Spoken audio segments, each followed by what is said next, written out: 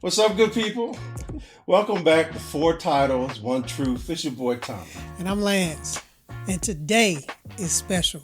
We're closing out our first season of Four Titles, One Truth by finally bringing the women that said yes to the mics. I mean, yeah. Our wives, not just our partners, but veterans themselves. To be specific, they're retired veterans with exception. Nikki had an exceptional career and she served with honor. Come on, man. They led with strength and built their own legacies in the Army. You gonna let them get away with that? No, that's Jay, it's about them, their stories, their truth. You ready, Lance? Let's go. Let's do it. Let's go. All right. Let's start with the basic introductions. All right. We'll start with you, babe. Sugar baby. We'll start with you. It's so much. It's Sugar Boo, Sugar Bear. Oh my gosh. All right. Come on. You and Audra introduce yourselves to our audience. And please let them know stuff that they don't already know. Because we've already talked about y'all a lot. Well, I hope everything was good. Always. So, Hopefully you listened to the podcast. got it. But basically, we want to know your name, how long did you serve, and whatever else you want the audience to know. Sure. All right. Well, thank you for having us on your podcast. Well, My name is Nikki, as you all may know. Served in the Army for 20 years. I'm originally from Columbus, Georgia, and the home of where Fort Benning is. And I'm actually from there, born and raised, not through the military or anything like that. But, yeah. Audra. All right. And my name is Audra. I served 28 years. Born and raised Springfield, Ohio. Is there any other place? Maybe a few. But Springfield is the only one that matters. Wait a minute. All right. Okay. I'm just saying. All right. I'm just saying. And for those who don't know, Tommy and I were high school rivals that we only discovered recently. But like I said, the only place that matters is Springfield. Yeah. I'm just She was saying. a senior. I was in. Anyway. Just playing. Go ahead. That's it. So, okay. All right. So now we can take it back a little to the beginning. This time starting with Audra. What made you decide to join the Army? And was it always the plan or something that steered you toward that? It definitely was not the plan. We didn't have any. The closest installation to Springfield is Wright-Patterson Air Force Base. I did have an uncle who retired Chief Master Sergeant at the Air Force, so that was my closest proximity to like regular active duty service. So it really wasn't on my radar. So in high school, we actually had a resource center, and one day I was in the resource center for something, looking up something, and there was someone there to meet with another student to talk about the academies. That student didn't show, so the lady that worked in there asked if I wanted to meet with the guy that was there. So I said yes, and it was at that time that I learned about ROTC opportunities as well as the 3 service academies. That was your first time hearing about ROTC? I think so, because we didn't have ROTC in high school. Okay. I know a lot of high schools do, but we did not at that time, so it really wasn't anything I thought about or knew about. We had seen recruiters in our high school who would come and meet with students about enlisting, but never that. So after that meeting is when I made the decision to apply for the 3 U.S. academies for the 3 services as well as the 3 ROTC. And I said, whichever one I get first, I will take. And that was the Army ROTC. That's how they do. That's how they did me. With the Army RTC. came back first. Yep. Yeah, so my story is a little different, quite different actually, and I think that's the beauty of all of us sitting here, that we all have a different path that we went with. And for me, I was 25 when I joined the Army. So I had graduated high school, went to college, went back home to Columbus, got pregnant, had a baby, worked corporate America, lost my job along with like 200 other people. And Shit, so you was grown. I was, through so it. I was real grown out here. Groaning. You done went through it. I was grown out there living my life, doing my thing. And, you know, our company got bought out by Citibank. And so we were all at a loss. I'm like, well, I need to find a way that I can take care of my child. So being from Columbus, Georgia and Fort Benning, and being not necessarily around soldiers, but just knowing that possibility was there, and had connections. My mom had a friend that her husband was a recruiter, and she suggested that I speak to him, and went out there and, you know, got the assignment, went to MEPS and everything, and they assigned me to a petroleum supply specialist, 42 fuel, yeah. And I came back and said, this was my job because I got the Army College Fund with it. And I was like, okay, I guess this is what I'm going to do. And they said, oh, no. You go back up to MEPS and tell them you are not taking that job. So I went back to MEPS and then ended up getting assigned MOS 91 Romeo. It was 91 series at the time. It turned into 68, but 91 Romeo, veterinary food inspector. So did that, and it was on from there. So was there was never an idea of Me joining the military? Absolutely not. Absolutely not. Matter of fact, when I told my aunts that I was going, because they knew that I like makeup and, you know, looking like a woman and get my hair done and nails and all that, they said, you're not going to be able to do any of that when you go to basic training. What are you talking about? That is not you. And I said, well, I got to do something. So, you know, it was like kind of like out of desperation of needing to find some kind of security. And that was my main focus, and how I was going to be able to have money and have a job. And that was it, and take care of my baby. Yep. So now, Nikki, back at you.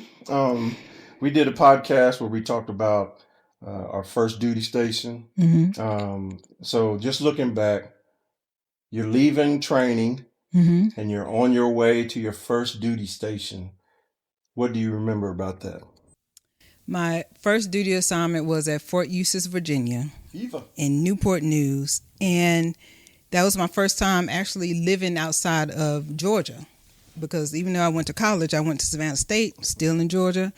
And so going to Virginia was a whole different thing, because I had to go alone, because being a single parent is not, you can't be a single parent in the military joining when you first join. So they told me that I'll be able to get my daughter back when I got to Virginia, and that wasn't true. It was really, I had to go through some things and talking to my command leadership, and then I was able to, you know, eventually get her back. But it was really a kind of sour taste in my mouth about that, because I was like, well, I was lied to. My recruiter lied to me and told me that I was going to be able to get my daughter back as soon as I got to my duty station.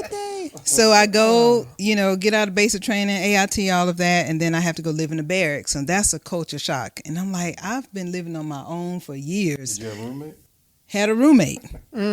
So just imagine, you know, so I was just, you know, at a loss. I'm like, I can't do this. I'm going to have to figure something else out. I got to go back home.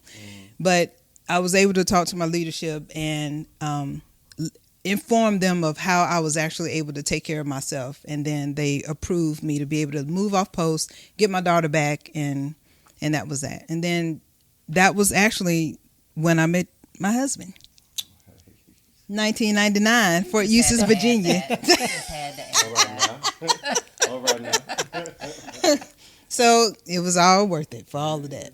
Audra? So my first duty assignment was 16th Medlog Battalion, Camp Carroll, Korea. Yes, 안녕하세요. Yeah, so at first I was like, Korea, but I am very appreciative of that first assignment, because I feel like it was really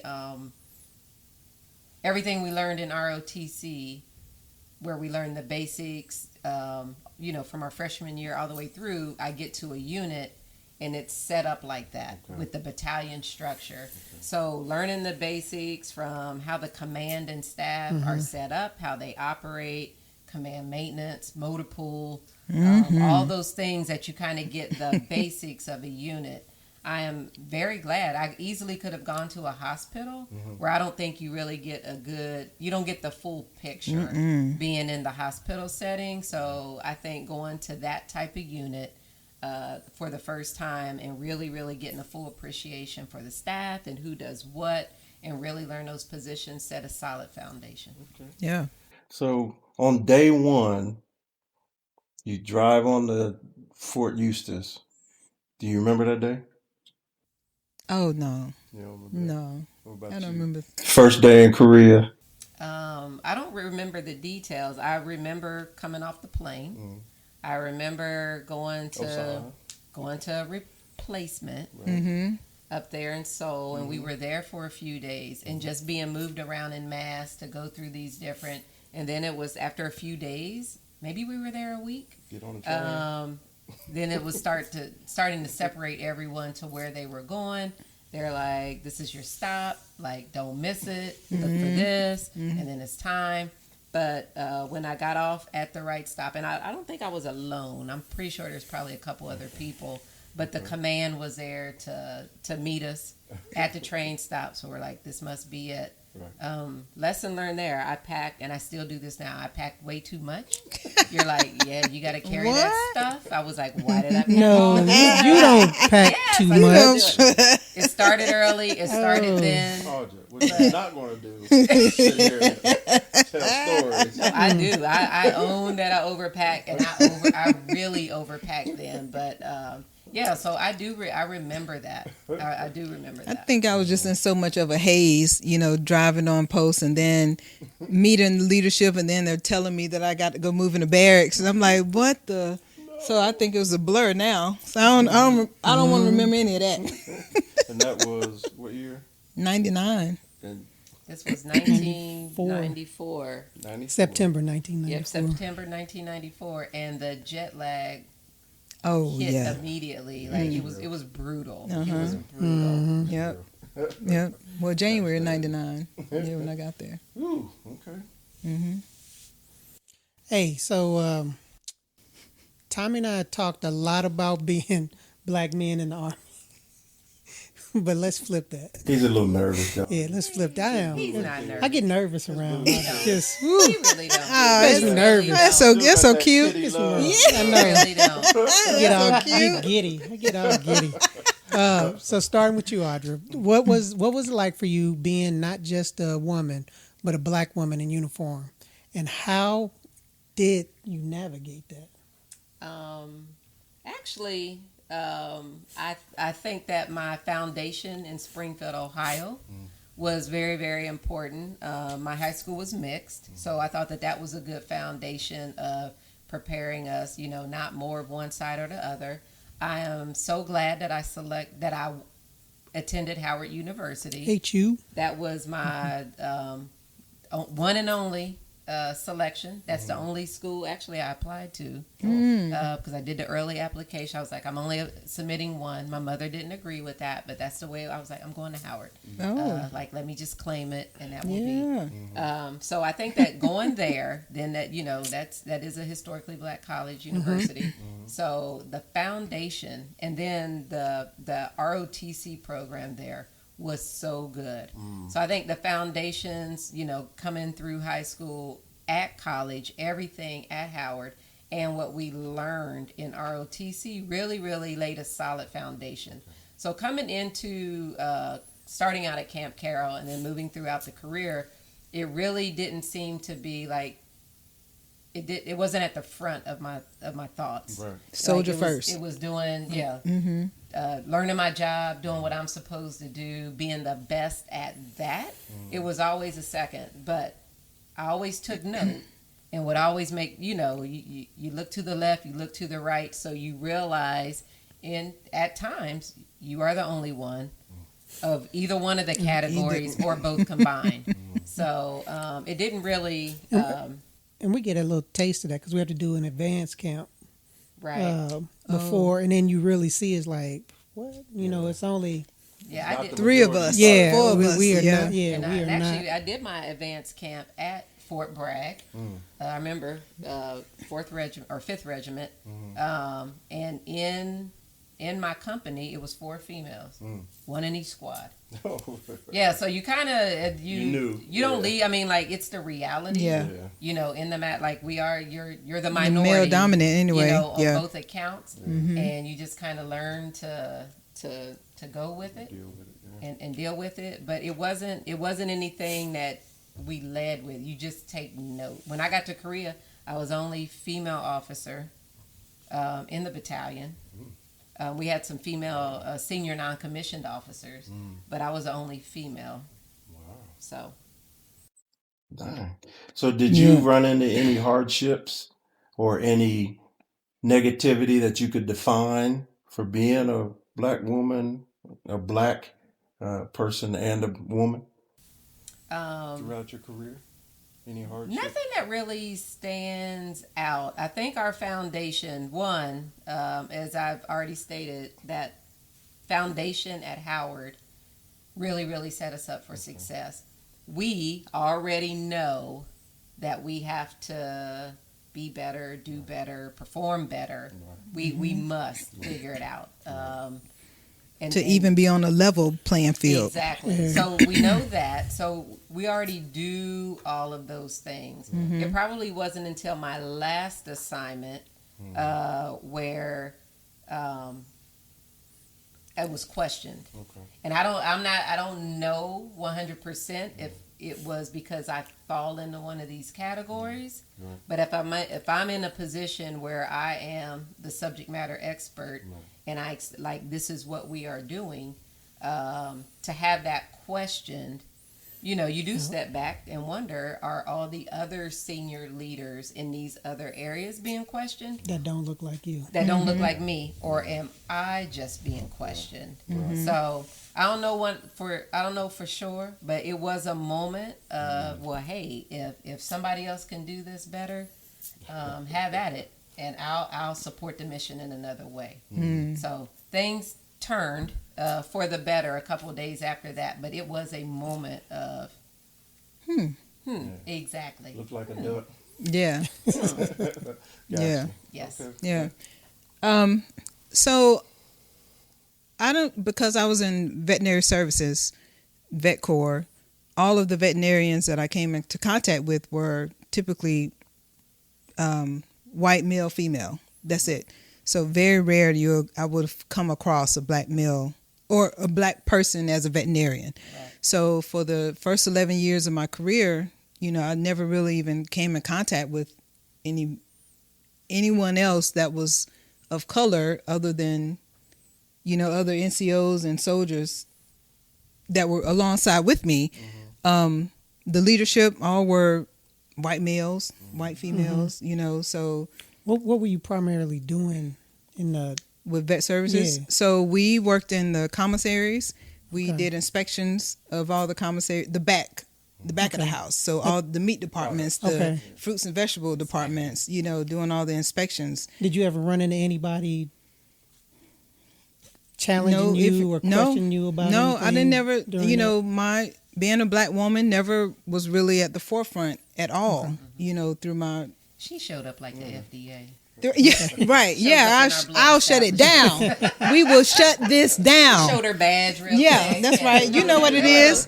You already know what it is. So it didn't even, that wasn't really a factor though. You know, it was never really anything that I considered, you know, saying, walking in, saying I'm a black woman and, you know, whatever. It was never even a consideration. However, I did, of course, just like you said, I always took note that I'm the only one there. And that was just became the norm. It became the norm of what life was. But again, my career was more of a 9 to 5, really, you know, or, you know, 7 to 4. That was just kind of how it was. I go to work, I go home, take care of my baby. That was it. 24/7. No, Okay. Okay. But no, you In specifically. the Medlog battalion. No. 24/7. no. We didn't do any of that extra stuff. No extra. But that's what I'm saying. I really didn't have any problems, no issues or whatever. We up at 05 running. Up and All down of that the came road. later. Okay. That came Your later. unique story is that you started off enlisted, Yeah. and then you went to OCS, which is Officer Yeah. Candidate School. So, So you gave us a perspective of, as an enlisted, you say you didn't. yeah, had no issues. Yeah, it wasn't until, because I was already groomed, in my career, the first 11 years, I also knew that I wanted to make more money, and I knew what it took. Which means I needed to get promoted. Right. So I had to finish my undergrad. I had to finish certain correspondence courses. I had to do the things. So I did that, and then apply for OCS. And what I went through wasn't a direct commission. In order to become an officer, I had to get the approval of one of the generals that were on the installation, because they have certain slots that you could get from them if they approve you. Right. So I met with General Packett at Fort Rucker, Alabama, and he sat down with me and was telling me, he was like, you're going to be a black woman, going into the operational army. So those are, and a single parent at the time, and you're going to already have obstacles. So just make sure that you don't use that as a crutch. So you have to continue, just like you're saying, you always have to be better than everybody else. So I took that, and it always stuck with me. So once I became commissioned, my first assignment was with 3rd ID in Fort Benning, Kelly Hill, Rocket Arm, Dollface Soldier. So all of that. I stepped in the fire, but then again, black female, but in our company though, in our company, it was all black female leadership though. Oh. The commander, the first sergeant, the XO, and the 2 platoon leaders, all of us were black females, which was a rarity. Oh yeah. It's a rarity, and unfortunately, it just really was not that jail though, that it could have been. So that was a challenge. It was frustrating because we could not get it together because of some of the leadership that we had during that time. So that was unfortunate with that. But you went from OCS to 3rd ID to Iraq. Yeah. And in that change, it's unique that you would go from basically non-operational, and then you were a convoy commander in Iraq. So how was that? 9 to 5 to convoy commander. I'm talking about culture shock. Exactly. Soldiering up. It's like, what is happening? This is the army. This is the army that people talk about. This is the army that people think of, and I wasn't thinking of that, because I was always focused on taking care of my child, what I need to do to get better so I can take care of her. That was my number one focus. 15 years in the army, first 15 years, whatever. Well, I went for 20, but anyway, so that was a shock. We can definitely talk more into that. Yeah, did you run into any situations where you felt, because you were a black woman, black and a woman, or black woman, that it interfered with your career? I think it's because you don't necessarily always want to jump to that. The saying that I'm being treated this way because I'm black and a woman, it's hindsight now, and because when you're in it, it's like, well, that's not what you want to think about. It's like, you treat me like this because I'm black, so you have to kind of take that out of it. But when I was in command though, and I was up against 4 other white male company commanders, and my battalion commander was a female, you would kind of think that she would also give everyone the same opportunities, but I didn't really feel that I got that though, but not to say that it was because of any of those 2 categories, but looking back, you don't know what it was. So I don't know. It's possible. And that's where I've always said that a lot of people don't really understand how much of a competition leadership is in the military. Yeah. Because you're competing, whether you want to admit it or not, you're competing with your peers. And if you don't understand that and get that quickly, then you're going to get lost. Yeah. Now, I honestly got that late. I really got, because I was already 15 years in by the time I became a company commander, but just the path that I went. It was like, I mean, and then it's only so many of those leadership positions so that you can have. when you get it, yeah, then you just want to Shine. Yeah. shine at it. but you know, I do got it everything you late. can. And by that time, I'm 35, almost 40 years old. So I ain't got time for that. I'm not finna do this. I don't want to do that. So we moved on to the next thing. You're So welcome. for over 20 years, and 28 for you, Audra, that's a lot of chapters. So Nikki, we'll start with you. What's your proudest professional moment in your 20-year career? The one that still pops in your mind when you look back and feel that pride for serving. Yeah. So there are two things that really stuck out to me. The first one was when I did take company command and my mom and dad were able to come out and see the whole ceremony and see how it went. I couldn't have been more excited. And they actually came to San Antonio. That was probably the last time my father actually even came out to San Antonio, to travel. And he came out and witnessed that because he had also served too for a couple of years. So to see that, for him to see me in that capacity, I was really excited about that and proud about that. Then the second thing was we discussed before about how I went from this 9-to-5 type job and then going to OCS and going to Iraq and as a platoon leader. And my battalion commander was saying, well, he didn't really care what job you had. You're going to be out here on this road doing these convoys. We're going to have, because we were was resupply. He said, you're going to go out there on this road and you're going to be a convoy commander. Regardless, even though we were in the medical company, that made no difference whatsoever. So because everybody had to rotate, we were there for 12 months. And the fact that I was able to go out there and be the convoy commander and take everybody that left with me came back with no problem. So very proud about that. That's a blessing. Yeah. And I was very fortunate that if she came to Liberty or Victory Base, I was able Oh, yeah, and we were there at the same time. Yeah. Oh, okay. I didn't know that. Yep. On it. We were there at the same time. So anytime I knew I was coming up, I let him know, and he'll meet me wherever I was up at on Liberty. Come out and while they were doing resupply, because I wasn't doing anything. I had to get him there. Right. So Get 'em there and get 'em back. get him there and get him back. Right. Yeah, and so he came out for however long it was, and we did get a chance to see each other there.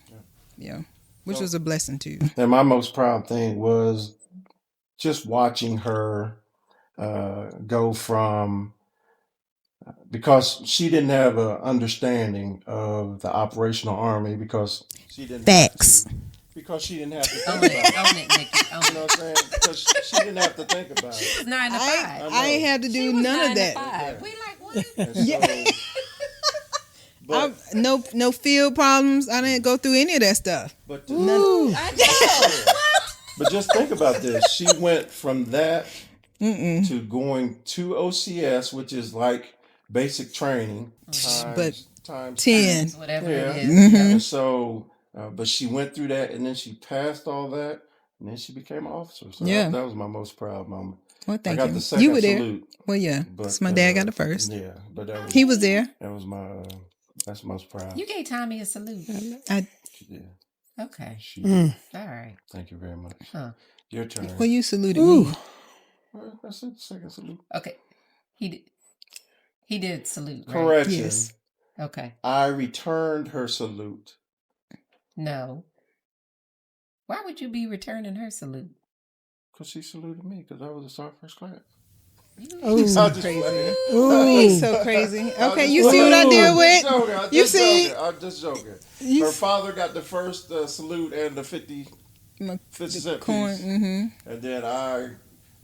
You the 50 saluted. cent, I thought it was a Saluted. I thought it was Yes. $1. Silver dollar. Silver Silver dollar. dollar. Silver Yeah, I'm dollar. sorry. Silver dollar. Tommy That's didn't get why one, you did didn't he? get it. No, Okay, good. All right, good. my dad got it. He ain't earned it. He ain't earned it. I would have. But just so everyone is clear, Tommy saluted you. Yes. After When I was commissioned. After your dad Yes. gave you your first salute. Tommy Okay. Tommy saluted Yes. you. He did. Okay. I think that's... That's not But thank just- you for the proud moment. What's We're your gonna move proudest on. moment, Audra? See how you trying to change the subject? Yeah. I don't know. Actually, it's really hard to name one. I feel like I've had a career of proud moments. I've had a career of first. The first to do a few things, first to do this, or activating a unit and everything. So all those are proud moments. And the successes along the way are really due to the result of the soldiers, airmen, sailors, Marines, whoever that I was working with, the civilians, the I think she meant to say Lance first. of course, Then- and my family, of course, my family. So several successes along the way. Elbow in the mess up.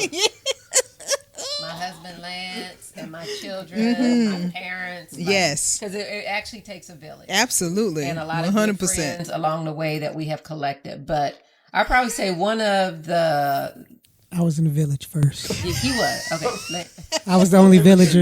I was the only villager. She won't give it to Well, I hold tried. on. Now, I tried. hold I on. tried. Actually, in the village first, I have to take it back to my parents and my brother, who we were grinding it out together to get these applications submitted, to get me ready to go do this physical fitness assessment thing for the ROTC scholarship and everything. So To get you in the game. yeah, to get me in the Gotcha. game. So I have to take it back to them first. It's the first members of the village. And then Land. I was on the team. He was on the team. Number one draft choice right there. Hey. He was on the team. Because we were literally just friends first for about 3 years. So it was that village and then moving on into the military. But Just friend. yeah, We were. Okay. We were. All So right. your But- job was what?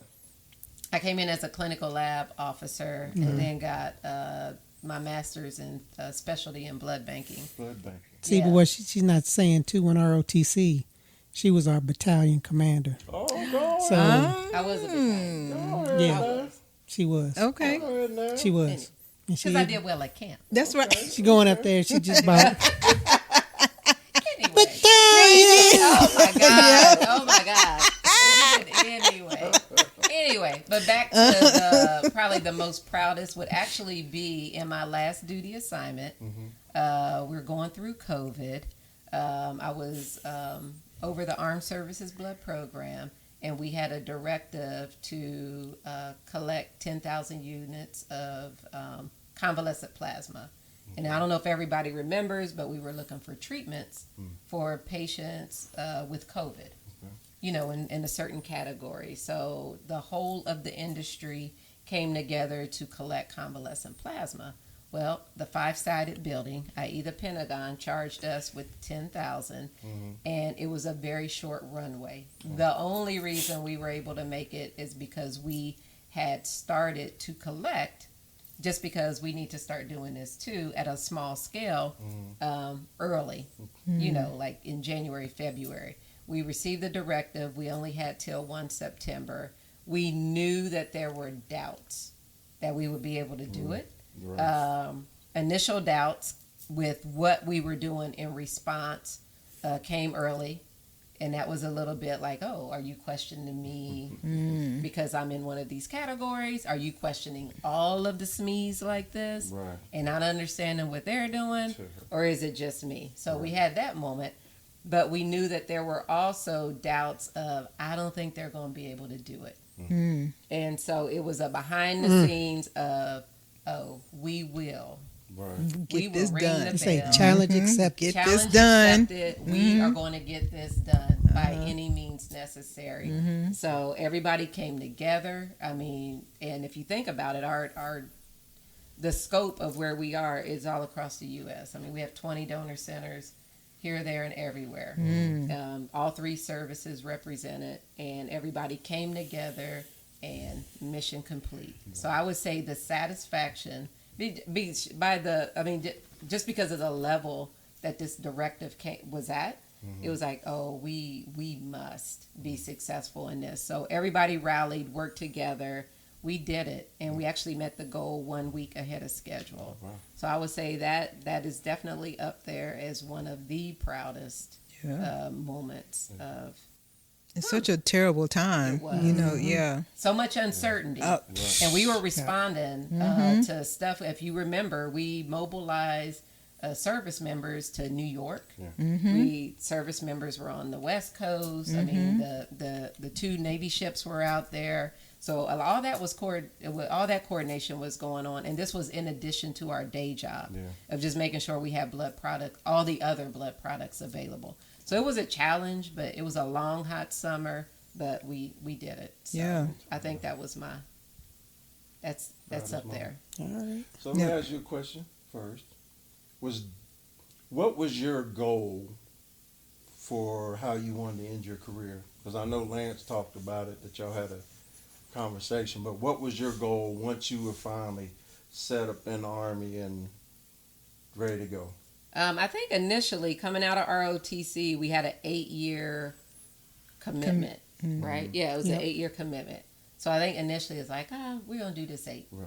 My initial goal was I really want to be active duty. I don't want to be bothered with the reserves. Yeah. I just couldn't in my mind like go out, find a job, and I got to go do this. Yeah. I wasn't interested in that. So my first goal was I need to perform at a level in ROTC to lock in an active duty, being commissioned on active duty. So check, got that done. Then as you're going through, you're getting promoted. We got to a time where, okay, now I need to really start deciding what I want to be when I grow up. I was a clinical lab officer, but we know at a certain point you need to get a master's degree and you kind of need to choose a Specialize. pathway. Yeah, you need to specialize in something. I might as well do it. Yep. Or, I could stay clinical lab, but I needed to go ahead and get a master's degree. So I decided I would take the blood bank pathway and get my master's in that. And keep pushing forward. So I think by the time I was at that point, then you're like at that 10-year mark, you now have another obligation. So once you get over the 10 years, you're like, well, after that, it became, I had to make that decision of, do I want to get promoted or do I really, really want to focus in this area? In the industry, everywhere, and kind of stay there because I know at some point I am going to retire. I didn't know how long I would stay at that point. And I think in my mind I was like, I'll be good at lieutenant colonel because we knew just how hard it was to make it to colonel. We know, it's that pyramid shape as you go up. So it's like, let me just be the best. One of my mentors, lab officer, was like, never give him a reason. So I was like, let me make sure I do everything I'm supposed to do on the civilian side to get that education, all the required courses and training on the military side, and let the chips fall where they may. So I kind of decided I'm going to focus on the blood banking side and go as far as I can go. So after the masters and the payback for that, I was like, well, we might as well take it to 20. Right. And then after that, it was the after timing that 10 with year, the promotions. if you do more than 10 years. Yeah, so I think the extra 8 after 20, I'm trying to remember where I was at 20. But at that point, you're like, okay, well, let me just wait. The board's going to meet, so then you make lieutenant colonel. Okay, let me just wait. And then, that's how we get to 28. But initially it was, I'm going to do my 8. Right. Okay, well, I might as well get them to pay for the master's degree. Over to 10, I'm going to do 20. Right. Yeah, so. Okay. Yeah. So you went from food inspector, and then once you went to OCS, what did you become?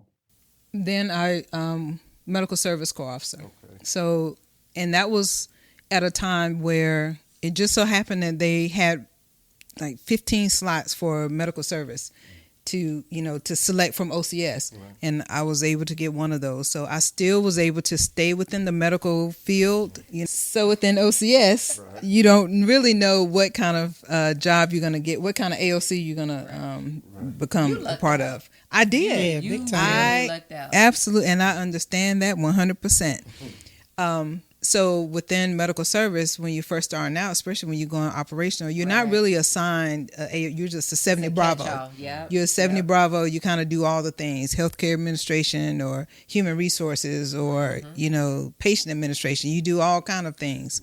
Right. You can do all sorts of things. Right. So for me, my first assignment was going to 3rd ID. So I became a platoon leader, then an XO. And then. That was after 3 years of being there. Then I kind of started getting into human resources, and just kind of went through. When did you know you were going to do at least 20? Well,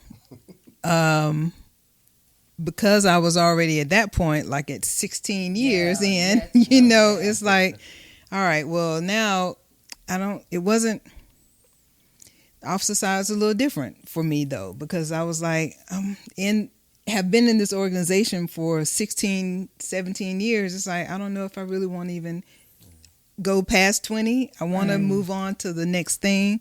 So trying to figure out what kind of job I want to do and what I want to do, I just kind of made the changes later on, too late as a senior captain. Right. Trying to make the changes, and that was really at a detriment to my whole career of doing something like that, because I just tried to change too late, which I went into a AOC that was really already small and controlled, to where promotions were not happening in that AOC. So, got passed over, for promotion.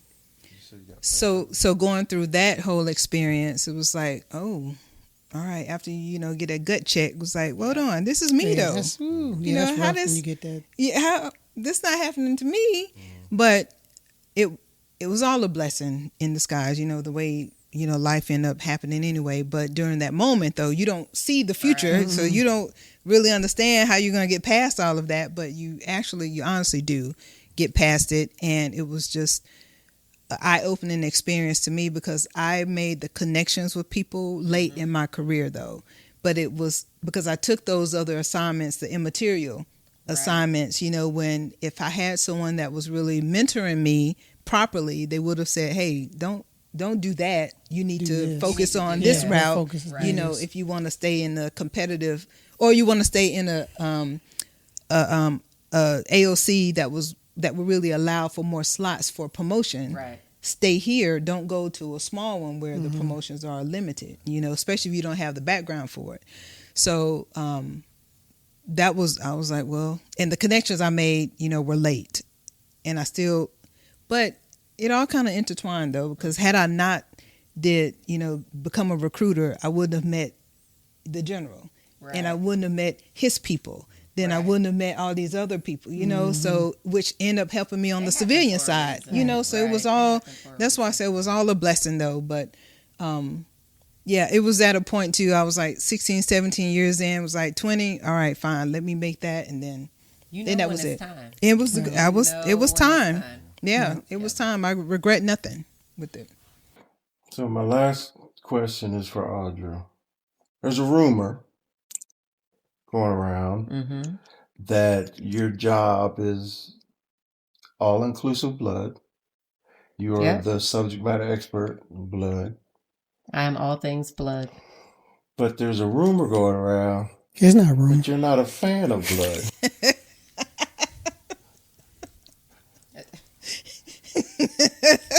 I think some clarifying need to happen. And I appreciate Lance. Were you? I'm just saying it's not. I wasn't lying about anything. I didn't tell you. That's out on the episode already. I just think some clarification is needed. So in my clinical laboratory upbringing, which no one thinks about the clinical laboratory, which blood banking is a part of the clinical laboratory. Everything we deal with, primarily blood, but all other samples, they're in tubes, they're in containers, they're in bags. Everything's contained. It all is. right? So that's the environment, so that we can run testing and make sure. So in the blood bank specifically, yes, it's coming out in a bag. We have the tubes to do all the other testing. Clean, sterilized. It's a controlled environment. So yes, I very much enjoy working with blood and blood products and all things blood in a controlled environment. What I don't necessarily like Right. is dealing with blood in an uncontrolled environment, i.e., oozing out of something. You know. I.e., looking at the traumatic injury, i.e., looking at the remnants of blood So from dealing with the traumatic injury.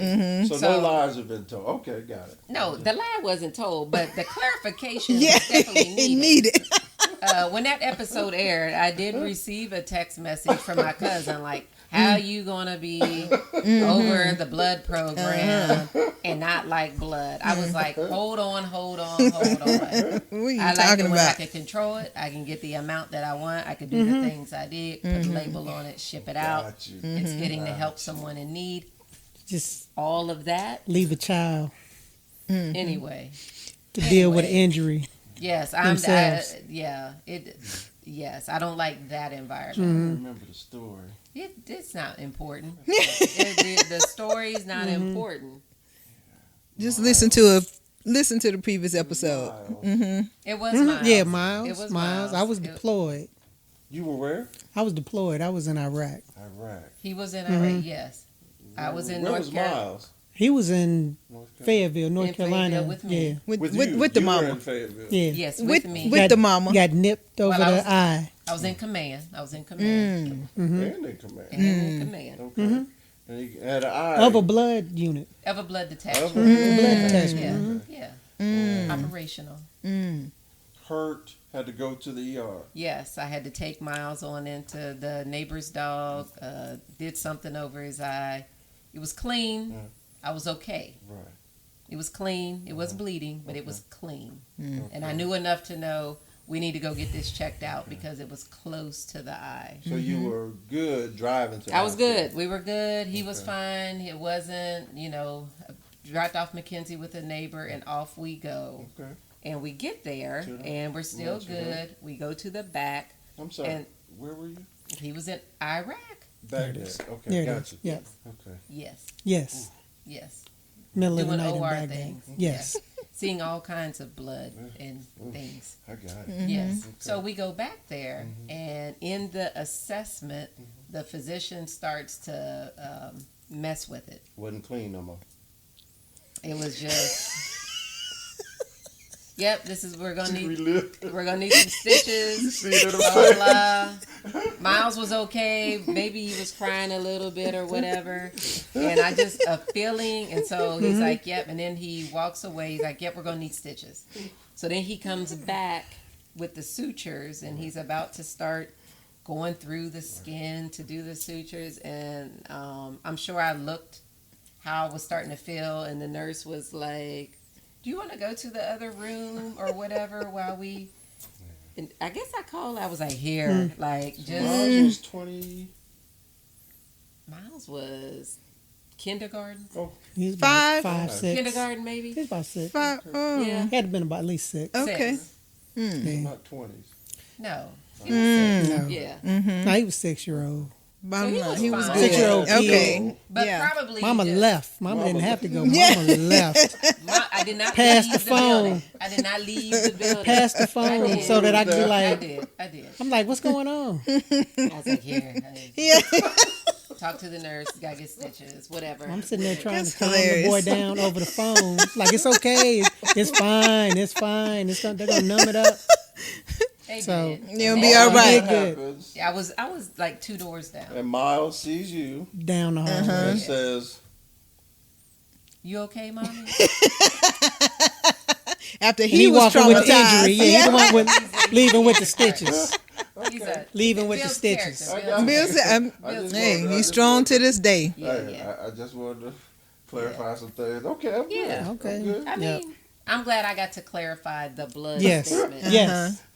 Yes. On record. You don't like seeing That's it. Mm-hmm. live blood that's not Unclean. I contained. don't like Unclean. seeing out of Okay. control. Out of blood. control All right, blood. all right. I don't like seeing out Okay. of control. Got it. All right, with that Yeah. being said, we're just getting started with these two. So, These two. these two. How about these? Yo, These two. two. Okay, These it's two. right. How We're about just these getting two? started Okay, with yeah. these lovely ladies. So this is just part one of two. So We coming back. stay with us. Yes, Yeah, stay there's with much more us. to come. Okay. Thank you for joining us for part one. We'll be back the very next episode to talk about, us, not just them, but us. How we met, marriage, what it really takes to build a life Clarify some through things. the chaos. Yeah, Yes. What This- Nikki this- said. so that everybody, this is more than a love story. These are more than like little love stories going around. It's real life. And, we put some of that out. I think you all clarified that in this episode. So from leaders who survive honorably and survive, we are so happy and thankful that that you all would come on our episode. We appreciate y'all having us, Yeah. asking us, Thanks for begging having us to come Thanks on. for the opportunity. Hey, y'all, don't forget to follow us on social media at 4 Titles, 1 Truth. Also, listen to our podcast. As you know, it's available on all podcast platforms. Yep, and for you visual folks, you can watch us on YouTube. YouTuber. However, if you choose to listen, just know we will keep the conversation going, y'all. All right, we'll see y'all next time. Bye.